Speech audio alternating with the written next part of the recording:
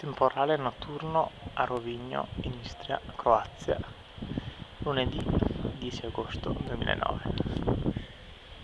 Il sistema è verso nord-est e non si sentono i tuoni, quindi siamo oltre i 25-30 km di distanza. Attività elettrica molto intensa, probabilmente un sistema convettivo a grande scala. Vediamo questa zona qua.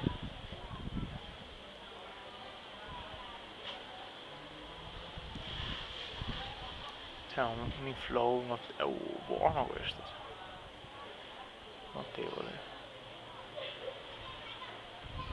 È una zona con lampi e fulmini. Una zona laggiù e una più a destra.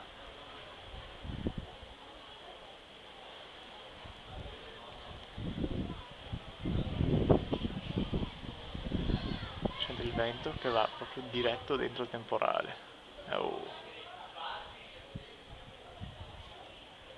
Almeno c'è un po' di fresco, questa passata probabilmente da nord, mentre l'aria è probabilmente più secca e fresca. Domani ci scotta, mi sa, Oh, chiudo con questo,